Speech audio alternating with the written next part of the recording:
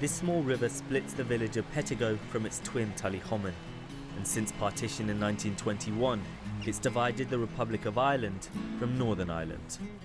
The border is basically invisible now, but during the Troubles, checkpoints transformed life for residents on both sides. There would be a few farmers that have ground on both sides of the border. Stephen's farm leads right up to the border. The British Army blew up the bridge at its edge. To get to the villages of Pettigo and Tullyhomon, which are really only about a mile in that direction, you were having to do a journey of 10-12 miles, which took you out round and over the Bow Island, which is in front of us here, and left you doing a journey of 35-40 minutes to get literally to a local shop, which was a mile away. Do you worry that something like that might come back if there's a Brexit, Britain leaves the EU? I don't think we'll ever see something as severe as that. Certainly there is a worry that there will be customs and things like that there in place again, or what is going to happen, nobody can actually tell us. Pettigo's borders no longer look like this, but what will they look like in the future? This side of the bridge is in the Republic of Ireland, and Britain is just a few steps away. And once you're here in Northern Ireland, if you want to travel further into mainland UK, there are no passport controls. So if the Leave campaign want to take back control of Britain's borders with the EU, then are we going to see a hard border that splits communities here once again? Some senior campaign members have said there should be, but the official line is nothing will change. The common travel area, as it's called, between the Republic of Ireland and the UK of Ireland is in our law, it's protected. There will be no passport controls north and south. But if you do that, you're not really taking back control of Britain's borders, are you? Because you can't stop anyone from the EU slipping through a porous border and coming into Britain. You do. There's the controls of where they can access the Republic of Ireland. Because anyone from the EU can travel. But then you also run into this. We do have spot checks on both sides of the border. Will there be more checks, do you think, than checking on people coming from Northern Ireland to mainland UK? Because that would anger, I imagine, a lot of unionists. No, we believe what's there is perfectly operational and would be sustainable. Border towns like Newry thrive on custom from both countries. Shops here accept pounds and euros. But despite what the Leave campaign say, there's anxiety amongst many of the thousands who pass through here on daily commutes across the border between Dublin and Belfast. So many of us feel Irish and Northern Irish, and I would hate that to be something that would be even more difficult then with a border. People used to make the trip from Dublin to Belfast, and they brought back Mars bars, they brought back spangles, they brought back contraceptives. Do you think that if Britain leaves the EU, then we might go back to seeing custom checks on trains? I don't think they'll be taking contraceptives again. I think that's gone forever. I think you could get customs checks on trains, yes. The last British Army watchtower by the border was brought down nearly 10 years ago now. Little remains of the many checkpoints and bases. Anything even vaguely resembling this would be hugely controversial. But we've been told British officials are concerned the border is already a backdoor to the UK. Security sources I've spoken to say it has been targeted by terrorism suspects and for illegal immigration.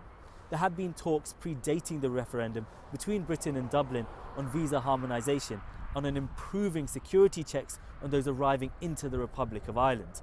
But I'm told those talks now have a new sense of urgency because of the possibility of a Brexit.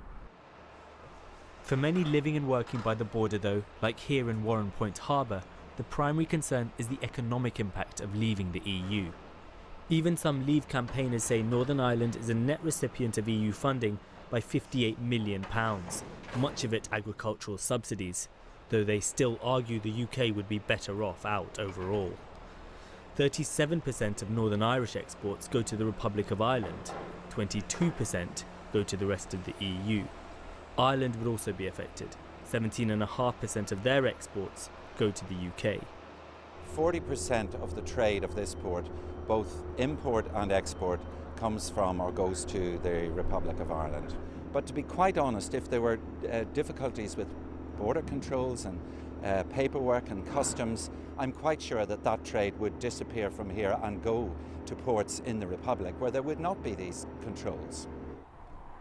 In County Tyrone, another border region, as elsewhere, many of the farmers receive payments from the EU's Common Agricultural Policy, and most support remain. Roger and Elaine run a more unusual farm, breeding alpacas. Initially you did get very confused cows and very confused alpacas because they didn't know, having not seen cows and things before, what these animals were. Last year they made most of their sales south of the border, but they're still yet to make up their mind which way to vote. If we were out of the EU, it may give us the opportunity as part of the UK to have a greater voice, a greater say in being able to say, look, we're unique here. Things need to be put in place that sort of facilitate us being able to access things just as much as those in mainland UK. According to the polls, Northern Irish voters are amongst the most strongly pro-Remain in the country. But according to one poll, when you break the vote down, nationalist voters are nearly all pro-EU, but a majority of unionists are pro-Leave. A lot of work has been done reconciling communities in Northern Ireland. Much of it in the border regions has been funded by the EU, like this multi-million-pound complex back in Pettigo and Tullyhoman, which brings different groups together. But there are fears leaving the EU could destabilise the region's delicate balance. We are 30 years out of conflict. This country has went on leaps and bounds, and there's a whole generation now born, knows nothing about the troubles except what they read in the media or what their parents have told them. And they don't understand the border. And let's look into the future and consider those generations of people. Why burden them with the border again? You know, we've been through all of this. We don't want it. We've had enough borders. We don't want any more. This is the UK's only land border with the rest of the EU. And whilst for many in Westminster, whether to leave or remain is an abstract political question, few will be as directly affected as those living here.